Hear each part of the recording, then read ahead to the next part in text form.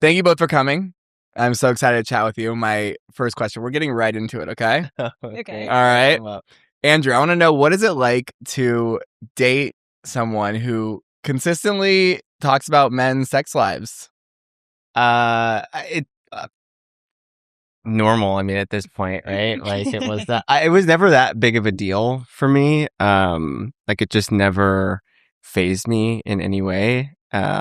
So I mean, what is it like? Like you hear about dicks a lot, like, and like the problems that they're facing has been very educational.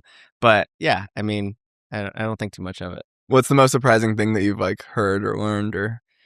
I mean, I just, it's a whole other world that I like would not, hopefully would not have had to have been exposed to personally otherwise. So, just a lot of education around, also like the mindsets of a lot of men in their relationships. So I don't know. Nothing jumps out as like the most surprising. It's just a lot of interesting learning and psychology of men in their relationships. Mm-hmm.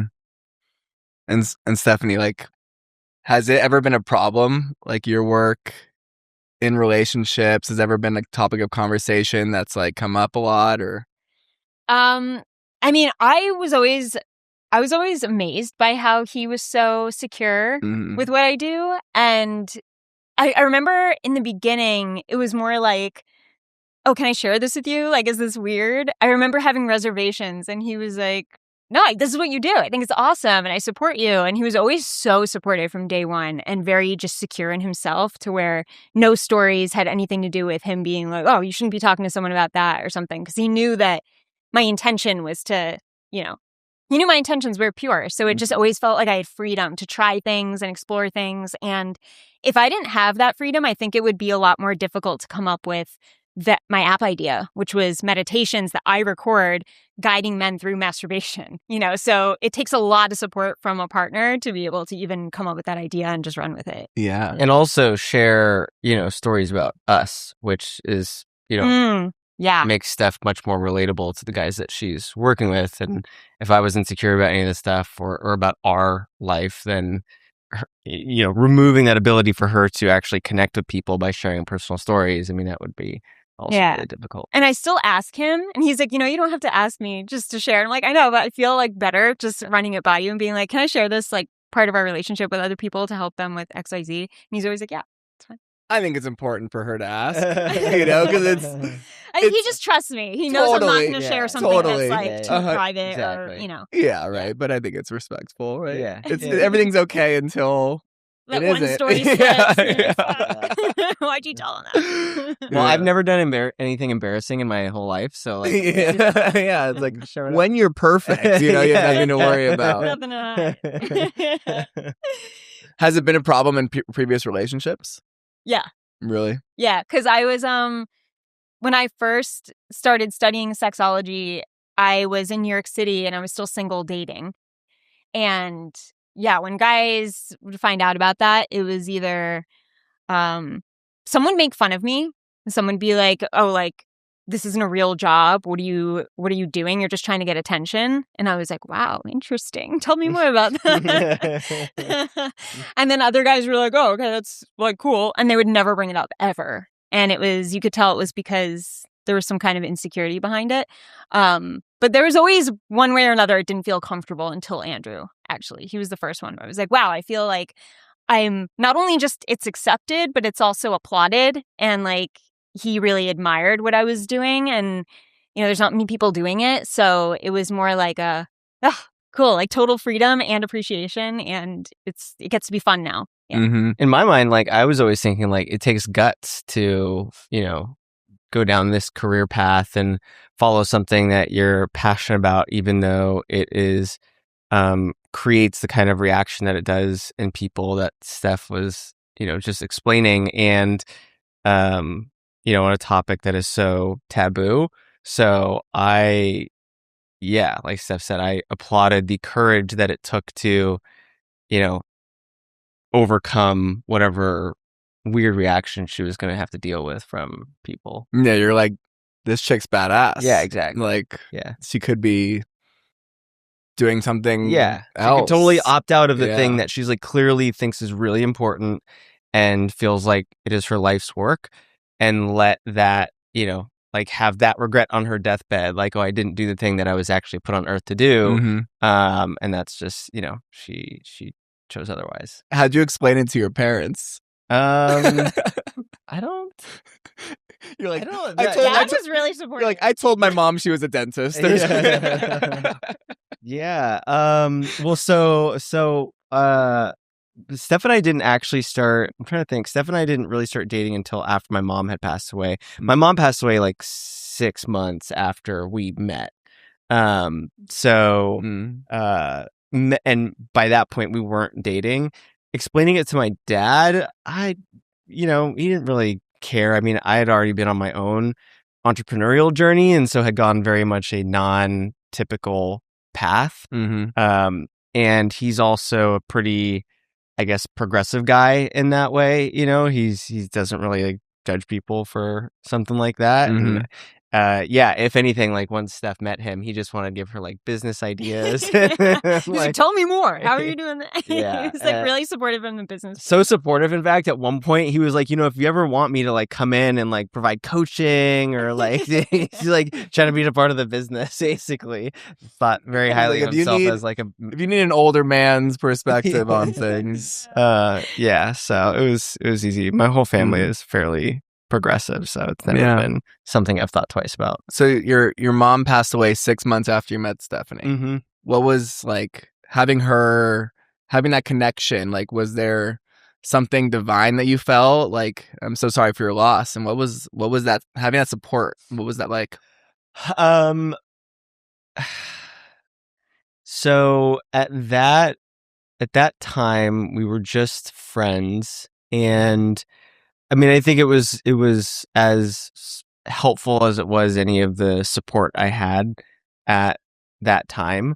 Although, to be honest, I don't know that I really needed a ton of support in the ways that you might typically expect from like a parent passing away or anyone really important in your life passing away, because my mom passed away from lung cancer, and I moved back close to home in order to spend the last however long I had with her, which was like six months or so. And so that brought me all of the peace that I needed with my mom. You know, nothing left unsaid, no judgment, like just anything that ever felt like it mattered before just didn't, other than being. So by the time my mom passed away, you know, her and I, we weren't really like best friends my whole life. So it wasn't like losing like a best friend kind of void. It was like, still obviously an important loss. But I just had like good peace already. And so, of course, having like Steph and other friendships there to provide support was all, helpful in different ways. And Stephanie, what was it like meeting him and then having his mom pass away soon after that? Like, did you already have feelings for him? What was that like? Yeah, that time it was strictly friendship. It really was. And I remember we would voice message a lot. And there were a few days where he was feeling pretty heavy and he was sharing what he was going through. And I couldn't imagine it. Like at the time I was like, this is insane, like having a parent pass. And I just couldn't really relate and didn't really know what to do other than just listen and be there and just keep checking in on him. And like I still just check in every once in a while, like, hey, have you thought about your mom? And still to this day. Yeah. Oh wow. Yeah. But yeah, we've had each other's backs through quite a lot. And that was kind of the start of being really supportive for each other. Sure. How long have you two been together? About another 6 months later. I'd say like we started dating beginning of 2022. And then things became a bit more. When did serious? November of that year. Yeah. Right. Yeah, that sounds about right. Because we did almost a full year of long distance dating. Because I was in New York City and he was in Texas, Austin. mostly. Yeah. How'd you two meet? I hired her to be my men's relationship coach at the time, because I had just gotten out of a my second relationship that had become very toxic, and that I owned up to my part in it, and uh, I just didn't want to make those same mistakes again. So I was like, all right, I'm not gonna go into a third relationship and try to make this work until I get some help and get my shit together. So then at the time, Steph was a men's relationship coach, which she was kind of covering a lot of ground there. And so, funny enough, my ex had actually told me to watch her content because they went to the same pole studio in LA, and she said, "Hey, there's this girl at my pole studio who works with men, and like she actually posts some really good advice. You should like check her out." So I clearly wasn't taking the advice she was giving at the time, but I was aware of her and her profession. So when my ex and I broke up, Steph was one of several hires I made at the time in coaching and therapy to help me work through some things. And yeah, so then that was how we met.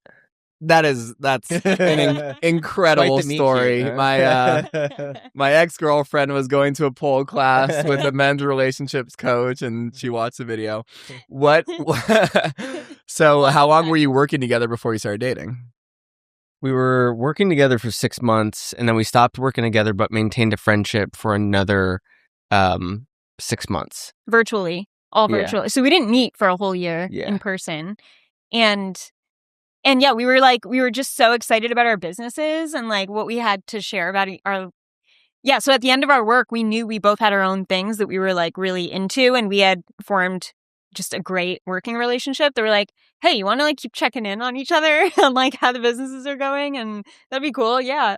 And so we did that like strictly as friends for 6 months, and then we didn't meet until the following like January for coffee in LA. Wow. What was it that you had to heal in order to be in a relationship that worked? I went through my own process of just really wanting to get my act together, whatever that meant. And so I picked up, in addition to coaching and therapy, which therapy I didn't find helpful at all. But in addition to seeking guidance in those ways, I picked up 2 books. One is called Attached, and the other is Gifts of Imperfection. And they went together really well. It was sort of like when the student is ready, the master will present himself. And these 2 books were like really life-changing for me. And through my reading, I eventually came to the conclusion that the biggest thing that was holding me back and creating a lot of like shame in my life, which then was resulting in like self-hatred, were a handful of very scary conversations that I was just staying far away from. So I had all these burdens that felt like the weight of the world on my shoulders. And I wrote down a list of the things that I knew I needed to handle. And if I didn't, then I was full of shit about like actually getting it together. And within 3 weeks, I had every one of those conversations. And it was easily the most freeing experience I've ever had in my life. And what came from that was moving basically immediately from like self-hatred to self-love, and the kind of peace that has stuck with me to today. And between that and working with Steph and better understanding, myself and women, and what's important in a relationship, and also being able to have someone to share a lot of the things that I was really embarrassed about in my past relationship and relationships. Again, just more unburdening instead of like bottling that up and dealing with it. So what was an example of one of those conversations? So I'll give you an example of one that has like sort of two lessons in one. So there was a situation with a friend where I don't remember every little detail at this point, but essentially I did something that I felt really bad about. I spoke about him behind his back in a way, that got back around to him. And, I felt terrible about how I handled this situation. And when I had the conversation with him about it and apologized, he actually didn't even remember Mm. what I was talking about. So for me, that was both unburdening myself from that shame and also at the same time realizing like, man, I am taking life way too seriously. Like this guy for them is like didn't even remember this things that was like tearing me up inside. So that was one really good example. Yeah. I mean, you see that so much, right? It's like we create these interpretations that we make such a big deal about, and it just gets worse and worse and grows bigger and bigger. And then you get to a point where, you ask the other person and they're like, what are you talking about? Yeah. Oh my gosh. It's like earth shattering, right? It's like your whole world just completely shifts. Yeah. The same exact thing happened to me too. I forget if you were the inspiration for it, but I reached out to my 3 people at the time too. And I remember this one girl had the exact same response. She was like, "Oh, I don't remember any of that." And I was like, "Oh, you kidding?" I was like, "Well, I'm so sorry again." And she was like, "Yeah, like, bye." She's like, did not care. She's like, "Who are you?" Yeah, she's like, "I don't remember who you are. How do I know you?" And then another girl I told the same thing, and she was like, "Yeah, well, you weren't the best friend." And then it like opened up this whole thing from like 15 years ago, this friendship that I had, and I was like, "Oh boy." Oh my gosh. So it was like a different one to manage. But regardless, like I got through all the conversations. I was like, that was not that bad. Like that's crazy that we are just afraid of words, basically, the meaning we put to them.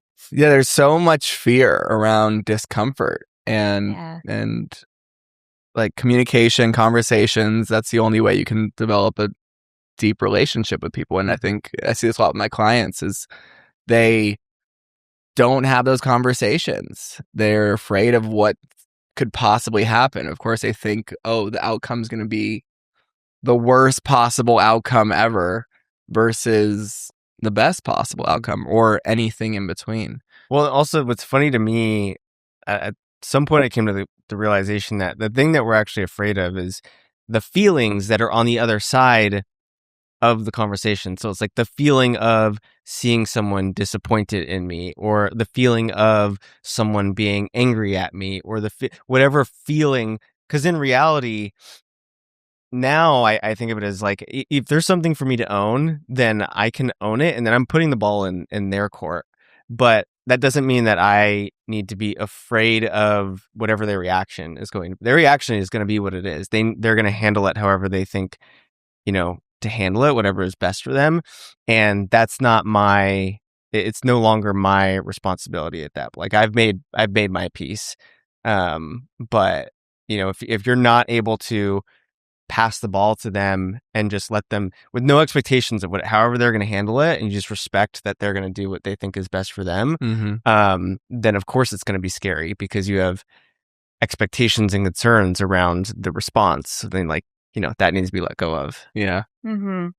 It's the same thing what I tell guys about like stop obsessing over the orgasm and just like that outcome, like being so outcome focused where it's like none of this matters unless I get this outcome. And then they trip themselves up. They don't, they're not in the moment, just like in a conversation. Then you don't stay in the moment being present and being curious because you're just expecting a certain outcome to make you feel more relaxed. And it's like, that's so one-sided when you think about it. You're like totally forgetting about the person you're with in that moment. So I love that. Do you have a lot of analogies that are sex related? A lot of penis You're analogies. like, yeah, I mean, a conversation's like an orgasm. What's the deal with orgasm? Yeah.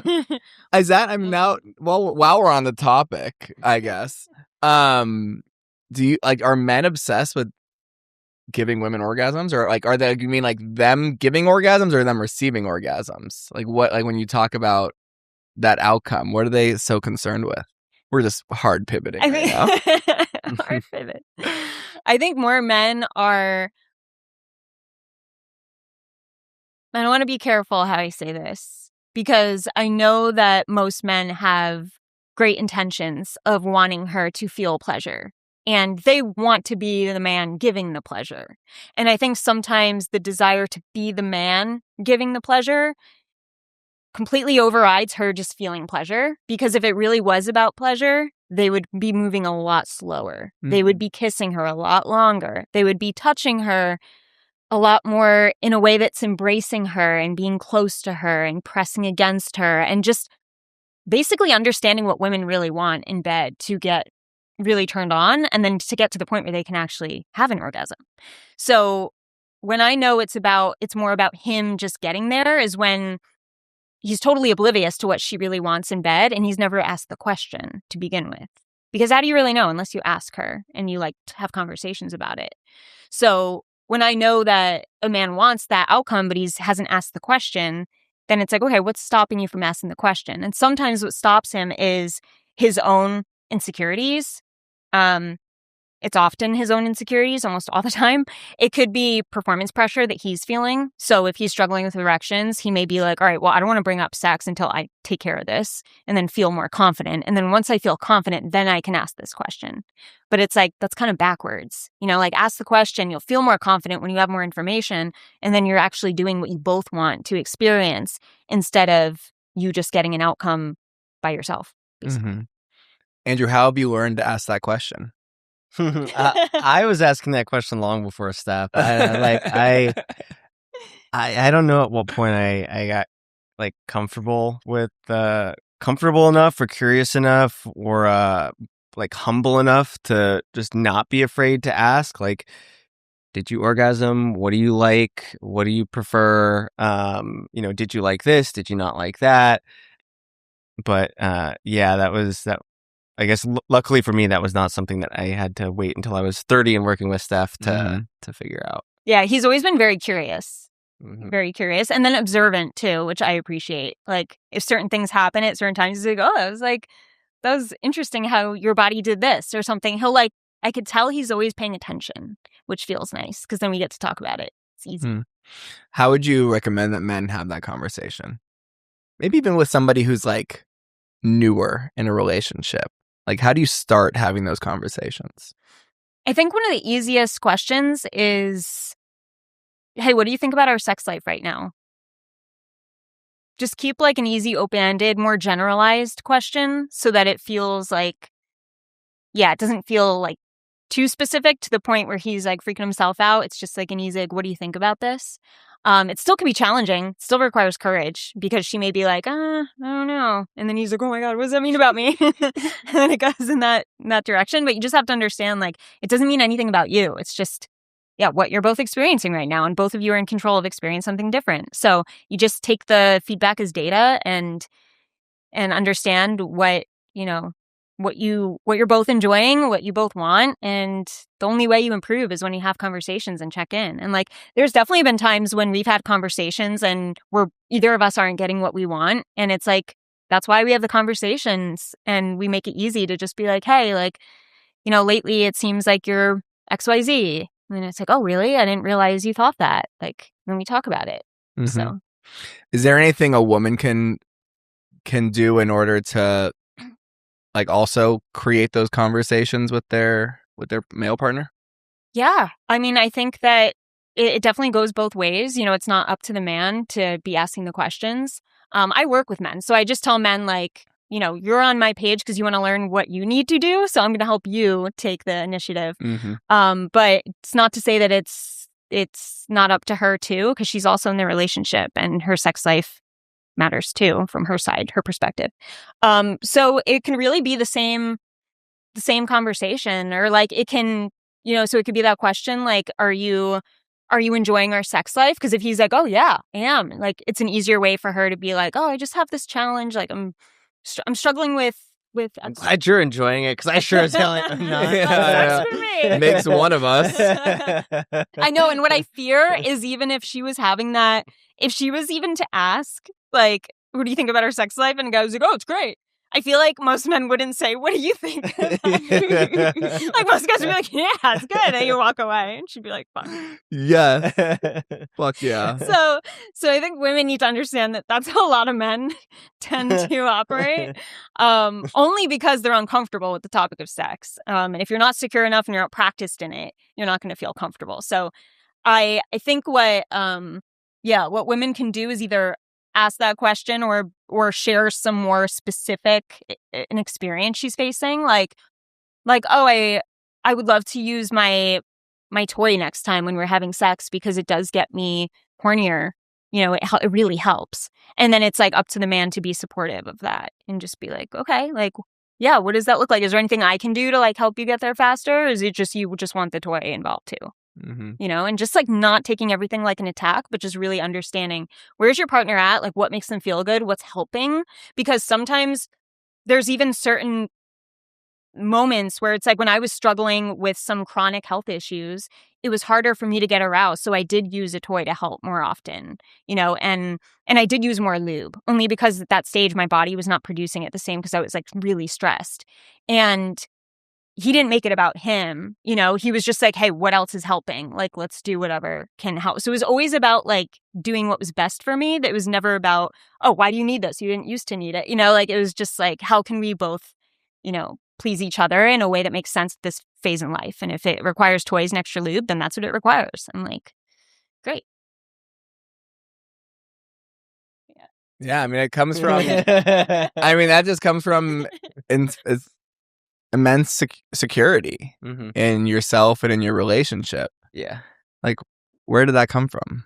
I mean, that came from the process I mentioned earlier. Like, luckily it like happened like right at just before I turned 30. My 20s were just like a total mess. It's like an insecure, self-hating, like very, very sad, very angry, like mess. Yeah, I mean, at some point, at least for me, it was like, okay, number one, clearly what I'm doing is not working. So like I have to do something different. And then number two, as soon as I figured out what I thought was the answer, then I was either taking it seriously and actually taking action on it, or I was going to have to look at myself in the mirror and just know that like I was completely full of shit, because it's like when you know the thing you're supposed to do and you don't do it, I mean, whatever your excuse is, you're full of it. You're just not taking it seriously, and you are not actually prioritizing the thing that you say you want. And like, you don't have to, but don't expect. I wasn't gonna be able to expect my life to go in the direction I wanted it to if I didn't take those actions. So, And so a question he asks himself a lot that he's taught me is, what would the secure version of me do right now?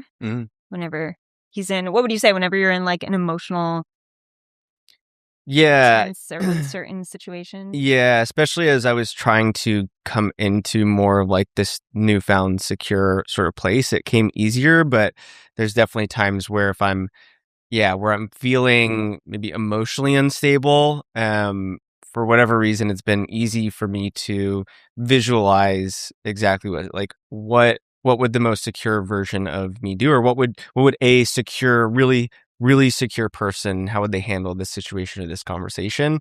And that puts things into perspective for me pretty quickly, because I find that the most of the problems looking back that I dealt with in life, the root of it was that it stemmed from being really insecure. And I also found that the people I had in my life who created the most stress and difficulty in my life and in theirs were also the most insecure people, right? So everyone's on their own journey. I mean, not everyone is going to find their way to, hopefully eventually you find your way to feeling security in yourself. But that takes time. And,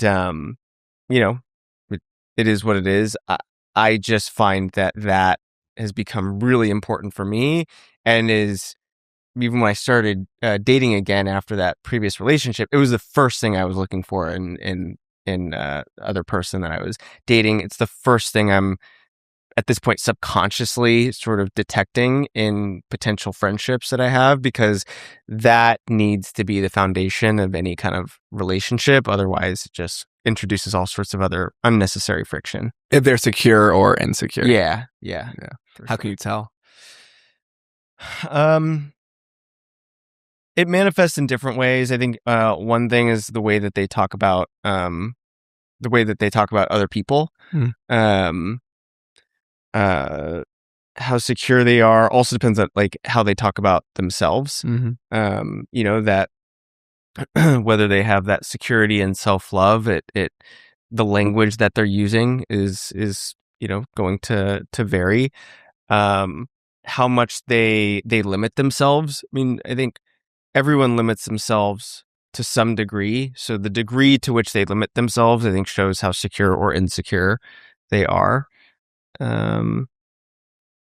How I see a direct correlation between how secure you are and how happy you are.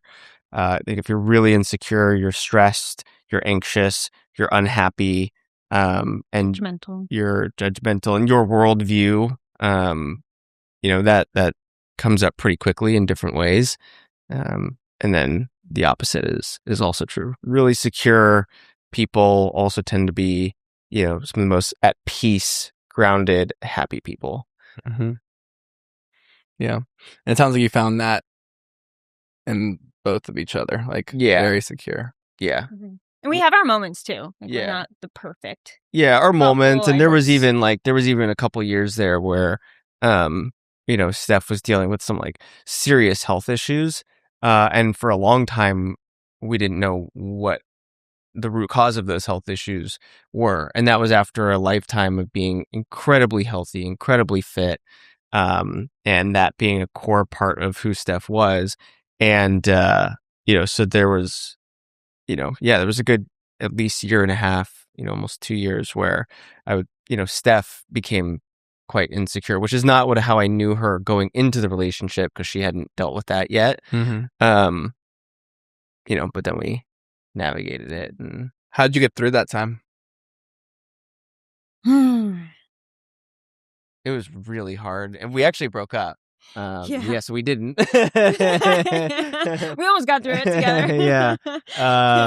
But we kind of didn't, and then I mean, it was 8 months of not knowing what the problem was. Turns out the problem was my breast implants. Then had some relief there because I'm like, all right, now we know what the problem is. Cool. I'm going to hire the best surgeon, get these out.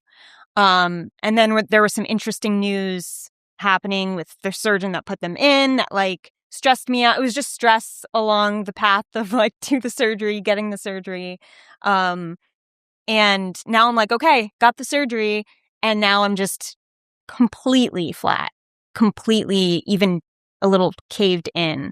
And now I'm in panic mode. I'm in anxious panic mode because I'm like, how do I go to double D's to this? And who am I? Am I a woman anymore? Like, so I'm going through my own, like, what the fuck? Who am I right now? And like, this is not my body. I'm bloated every day. I look pregnant. Like, I take a sip of water. I'm like, my stomach's out. I'm in pain. Like, I have 30 different symptoms that I'm managing. So I hired a nutrition team to like do food mapping tests on me. And it was just the stress of just trying to get my body back to baseline was the first thing. But now I'm like having identity issues. And then that anxiety is now impacting him and our relationship because I've went from this secure woman to this woman who questions everything and panics about everything. And there was a point where like we couldn't even hang out with friends without me having like a panic attack. Like I had a full-blown panic attack one day because there were just too many people having fun around me and I just couldn't handle it. And it was like nothing I've ever experienced, like hitting me from all fronts. I went to like a women's group and that was like a big turning point for me because I just opened up about what I was struggling with and the anxiety, and I'm like, my relationship's falling apart. My body feels like it's falling apart and like, I don't know who I am anymore. And the kind of support that I got, especially from one woman there, triggered something that just gave me hope. And I was like, all right, this is going to work. Like, it's going to work. I'm going to figure it out. I ended up getting a fat transfer surgery to get A cups back, which just my own body, which feels really good. And then I'm like, okay, things are okay. And the anxiety was just not dissipating. And the anxiety was still getting worse, and I was still fighting it, and it was still draining us. And it got to a point where he was like, I love you, and I still want to support you as much as I can and be there for you, but this isn't working. And we stayed connected. Like he still financially supported me with things and was like very helpful and just was there for me. And there were days when I'm like, I can't talk to you. Like, we need to find separation here. And he was like, okay, but just so you know, I'm here. And like, he would just do these things for whenever I like really needed something. Like, he was just always still there. And I'm like, oh God. And yeah, I guess from there it was ALA. Yeah. Yeah. I mean, It was ALA. Basically. Wow. Yeah, we did a leadership program, and I was not going to do it because I'm like, this is crazy. Why would I do this with my ex? Like, I'm in love with him. He broke my heart. Like, I know his heart's breaking. Like, we did not want to be apart, but it was just, we knew it wasn't working. So I'm like, I think I'm going to call one of the coaches at the leadership program, just ask and be like, is this fucking crazy that I'm going to do this? Who'd you call? I forget. It was a random, okay, it was like okay. the website. Got it. So her name started with a C, but I was like, I don't know. My ex tells me that this would be me running away from the problem before I even join the leadership group, because the intention of joining was to get rid of my anxiety. And that was my main goal. And I was like, if I'm going into it being anxious about my ex being there, that's me already giving that problem power over my decision. Yeah. And that's what he told me. And then I was thinking about it. I was like, that kind of makes sense. Fuck. And then I like told the coach, and I was like, this is what my ex says. And like, oh, part of me thinks it's bullshit, but part of me thinks it's true. And she was like, I think your ex is right. And I was like, fuck you, Crystal. I forgot what her name was, but no, I was. Who the fuck are you? You don't even know me. What do you know? Hang up. No, but I was like, okay. And then I was like, yeah, I'm doing this. Like, I'm starting strong. If I'm going to do this, I'm going to go into it strong and secure as much as I can. And then we went through that, and within 2 weeks, we were having the conversation about me moving back in, because it was just the experience there had triggered me in a major way, and I just knew that I would not be the same. So we were only broken up for a couple months. Yeah, if that. Yeah. That's an incredible story. And I think it's really important to like for people to see that, hey, relationships take work and they're not always rainbows, right? And you clearly went through something very challenging and it didn't work. And you got to realize that, hey, this is not working, and we both get to separate and come back or not come back as different versions of us. And so you both did the work they needed to do. And yeah, acknowledging the both of you for doing that and for having those conversations. Yeah. Yeah, that's so. I didn't know that ALA played that role in ALA. in Literally, relationship. that came from it. Like, we got back together, and I also cured my anxiety. Yeah, Which Like, is how which we is- got back together, because we came out on the other end of what in ALA is known as level 2, and I could just tell there was a shift that I had a very high level of confidence was going to be indefinite and potentially permanent, because I had gone through those kinds of shifts in my life a couple times at that point, and there's just something about that depth of change in a person that I guess if you've done it yourself, you can sense it. Mhm. And I could sense it. And so I really didn't need more than like a week at that point to be like, okay, but like, are you really sure? Yeah, you're sure. Mhm. And then we go back together. Mhm. Yeah, It was like a light switch for me. yeah. It was like a moment where like I went through a very specific exercise with very specific things that happened that the universe lined up completely for me. And it just felt like it changed me forever. Like, I just had this like light bulb moment where I was like, wow, I'm never going to be an anxious person again. I 100% know that with 100% like conviction. And And also the other light bulb was like, and also I don't need Andrew. I want him. Mm. And it was that's when like the security really hit. I was like, I don't need him. And that whole time when I was struggling, it was like I was clinging to him because he was the only solid in my life. But it was like, I know how needy my actions had become. I know how anxious I was every day, worried about every little thing that he did, that I did, that we would do. And it was coming from this place of like, I can't lose him because then I'll lose everything. And he's my only thing that I lost total trust in myself. So when I got that trust back and that light bulb moment happened, I was like, wow, I need me and I want him. And it was like such a different energy going from there. And it still is. Like, I feel it. I can feel it. That's incredible. Yeah, my mom's gonna be very happy about this this podcast, by the way. Yeah, For those of you who don't know, my mom was very invested in their relationship. Yeah, Jody knew too. Jody knew. She was like, "You're getting back together. I know it." And I was like, "Jody, it's not gonna happen." She's like, "It is." That's incredible. So there's something I really am curious about asking you, Stephanie, because I work with women primarily and you work with men. And so I consistently see this conversation from women around dating and around relationships that, you know, men are the problem. There aren't any good men. They need to go to therapy. They're like, you know, they can't hold a relationship. They ghost, all these things. And so I understand very intimately what the challenges that women are going through when it comes to dating. I'm curious to hear from you. Like, what's the conversation here for men? Because I feel like on social media, the content, it is very focused on the female experience and turning men into more or less the enemy. And so I'm just interested, what is it from the male experience? Well, most of my clients and audience at this point in time are in relationships. So I don't get a lot of the dating feedback. But I would say it definitely seems like men are very frustrated that they're not needed as much. Just as men, it's like, oh, like women don't even need us and also don't even want us. Like, there's so many women who are more profoundly speaking out, like, I don't even want a man ever. Like, I can't wait to live a single life with my cats. And that's great for them. Like, it's great to have that, you know, to know what you want and be happy.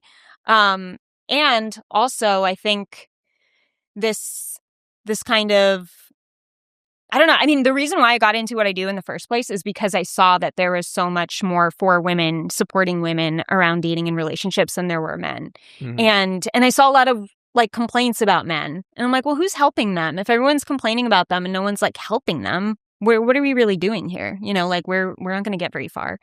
So that's why my niche was always from the start. Like, I want to work with men and help them.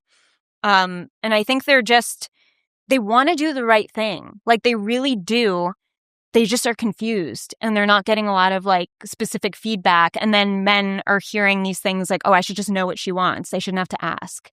Like, I shouldn't have to have a sex conversation. I shouldn't have to ask her questions about herself. Like, if I go on a few dates, I should know. And it turns into this like, oh, I'm a man. I should just have it figured out. Like, but you're not a mind reader, you know? And like, I tell guys like curiosity and, like you being curious and you not taking her reactions, you're not making her reactions mean something about you, I think are two really important skill sets for guys right now. Like, keep trying to learn about the woman you're with. And then if you have a woman who is reacting in a way that is not supportive to you or the relationship, like move on. But don't sit in it and dwell in it, try to get back at her and do all this revenge shit. Like, I'm seeing so much revenge shit. I'm like, guys, let it go.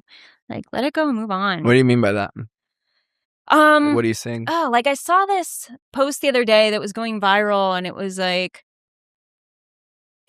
oh, well, my husband, it was even I think it was a married couple. I saw a few posts like this, but there was a married one where it's like, oh, my husband does this, it grosses me out.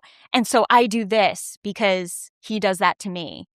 And I think it was like something like she left the milk out overnight.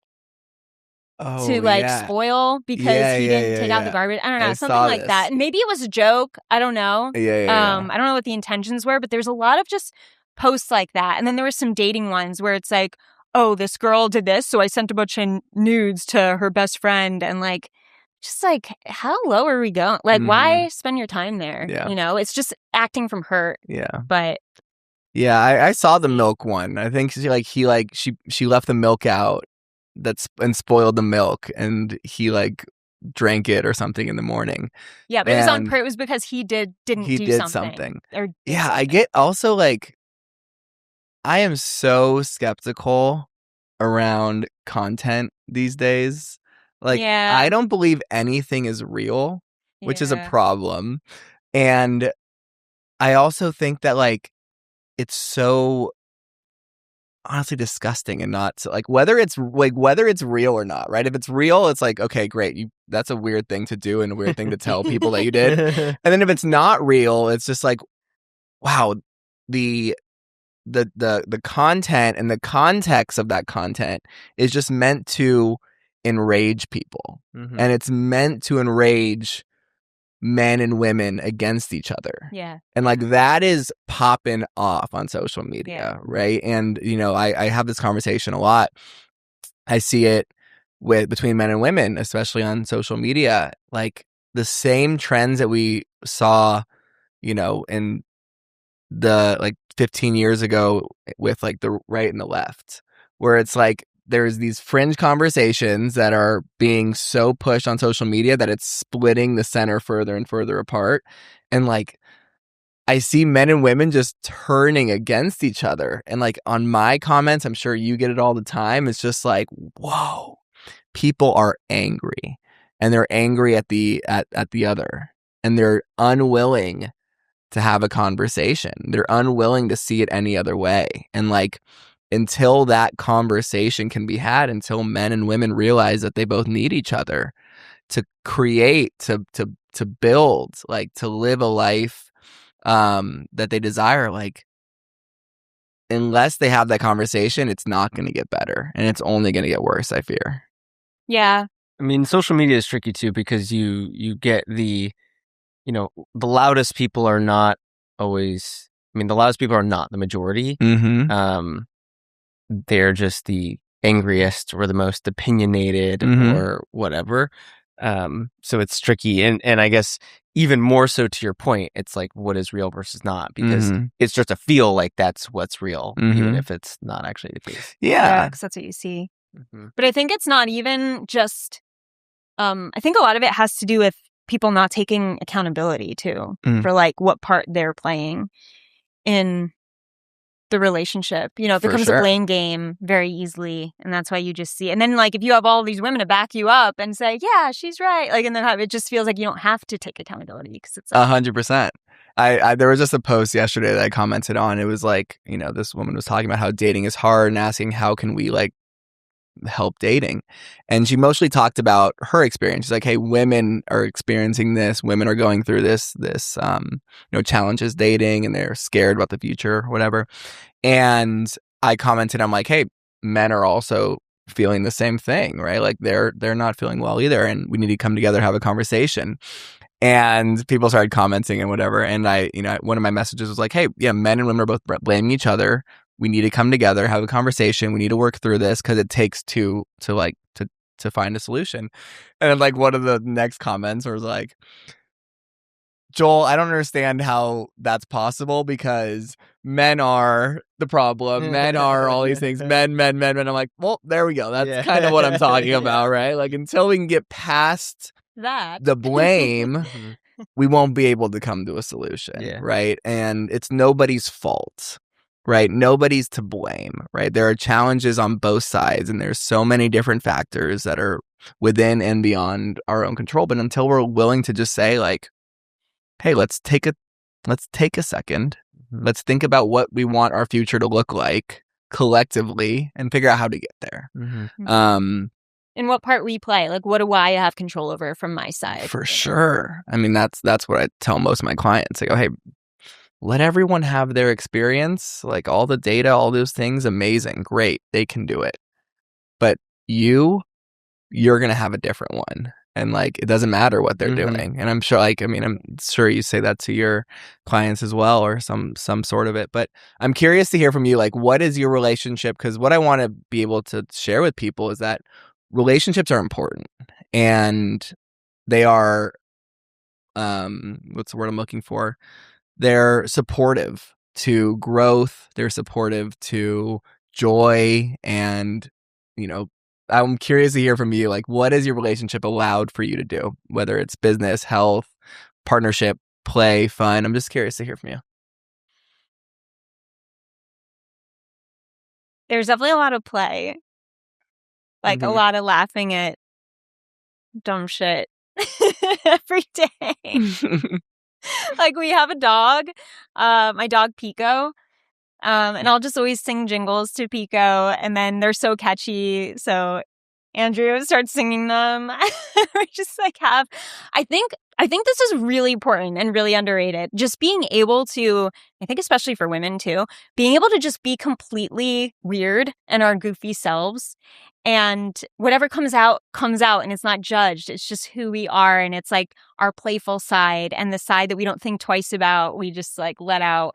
And I've always felt very free doing that with Andrew. And it was funny because when he was first doing it in New York, when he would be like outlandishly himself in public, sometimes I would get embarrassed. It was actually our first fight. I was like, you embarrassed me today. How could you do that? And he was like, this is who I am. But like after that, and like now we go out and he does the same shit. He's like, you would never be okay with this. Like, just look back at how far you've come. And I was like, oh, I love who you are. Like, I love when you do all this funny stuff. And I feel like that's a side of him that only I really get to see, because he can be a little more in the serious side with most people, I think. I don't know. I feel like I just get that side of you. It's like this secret world. But that's one thing that I think is so important. Because the question was what it opens up for us. Yeah. I mean, like what's supportive. Yeah. Joy. Like, I'm curious to like just like, what does that joy bring to your life, right? Like, I think play is so important, and I think it's radically missing from a lot of people's lives. And when you are in a state of play, you're in a state of joy, so much more becomes possible. You're more flirtatious with each other, right? And it's not always goofy. I'm not saying like be a weirdo 24/7, but like it allows you to just be more explorative with like, yeah, what you guys do together. It actually helps your sex life a lot, because when you can be like fun and weird, like you're able to ask and try things that are different and that are fun and that like may feel a little weird, like, oh, should we do this? Because you're just so used to being open and just fully accepting of each other. So I think that definitely helps our sex life. I think that being so supportive with work, like if he has to work a few days in a row, like nonstop, I'll be like, can I make you food? I'll just make him food and put it in front of him, and he eats it. I take it away. I make the next food. But like, yeah, that's another thing I think is him owning a company. And that's something that I've learned is, I mean, I don't even think I've learned it. I think I've just always wanted to support you in that, because I think it's so badass and cool, and you're such a great leader. And yeah, I think that's something is like in an entrepreneurship relationship, the support of just, work if you need to work. Is very, very important. Yeah, I think for me, what came to mind when you asked that question for me is it's made possible a feeling of like home. Like I remember being single and not really ever, while I was single, having that experience of, it's like a very unique, I don't know, comfort feeling of I don't know what else to call it other than just like home. There's a sense of like relaxedness, a sense of comfort. It comes with the feeling of being loved. It comes with the feeling of trust, and creates a sense of like sanctuary, which also starts to get associated with the physical home, but more so home just being like, each other, and home being us and Pico, our dog. That I've only ever experienced in like our sort of healthy relationship. And so, and then with that comes the stability and things that are supportive when, other areas of life are not quite as, stable or going as well. And even if things are going, well in other areas of life, it's just extra supportive. And that way it becomes this thing that like I don't have to worry about. There's play, there's excitement there, there's relaxation there. So yeah. Mm-hmm. And what's your vision for the future of your relationship?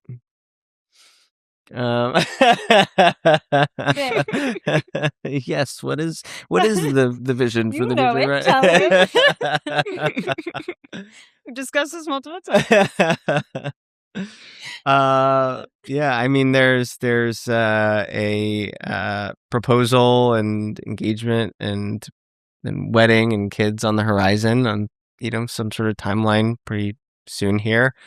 And then long term, I think it's probably just continuing to do what we're doing today, but obviously with different considerations involved. But it's building, it's growing, it's moving in the direction that we want to be moving. It feels like the way things are today, are probably fairly similar. I mean, obviously things change quite a bit once you have a kid, but even then, like, I think we both still plan on continuing down like the path that we're on. For me, is building a business or businesses, and for Steph, it's continuing to focus on solving this problem of that men have in the bedroom. Mm-hmm. Yeah, and I think just continuing to live by our values, with us paying attention to who we surround ourselves with, and like we'll have conversations when it's like, oh, should we spend less time with this person, for this reason? Like just working as a team to make sure that we're staying healthy, we're calling each other out if one of us is slacking in the gym, right? It's like, hey, you said you were going to do that. It's been 2 days now. Like, what's going on? Because I know this is important to you, and not being afraid to have those conversations to like hold each other to what we know is most important for us as individuals and our values and our relationship as a whole. But what I love most, hands down, is being able to talk to each other about anything at any time. Like, it never feels like, I mean, obviously, if he's working, I'll say, hey, can we talk later? And I have something in my mind. But it's that freedom to never have to think twice about, oh, should I share this with him? Because I felt that before during the anxious time of my life. And I won't feel it again, because I will make sure that everything is just let go. And as long as he provides that space every time, I think we're going to do very well. Yeah. But it takes two. Yeah. So Yeah. you have to commit to that. I mean, what I learned from both of you today is like the importance of being secure in yourself and not questioning the person that you're in relationship with, and like really trusting that, and being able to like not only have those tough conversations, operate under a place of complete trust and security that the other person is the person that I believe them to be, right? And then also doing the work when it's not that. And so I appreciate you both so much, and thank you for being here. Thank you for sharing, and I hope people who listen to this get a lot of value, because you're both incredible. And yeah, thank you so much. Oh, thank you, Joel. Yeah, thanks for having us. This is fun. This is fun.